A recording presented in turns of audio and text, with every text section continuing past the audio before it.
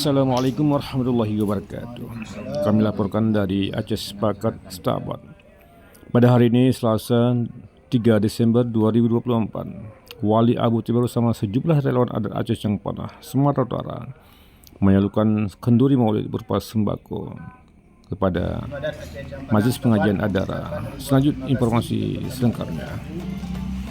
Rombongan tim adat Aceh Cengpanah dan juga kepada seluruh donatur yang telah menyumbang hartanya, semoga menjadi amal jariah dari Allah Subhanahu wa taala.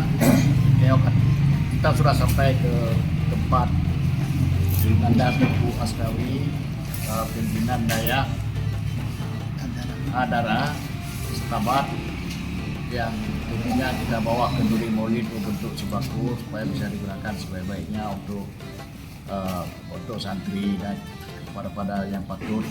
Dan ini kenduri bukanlah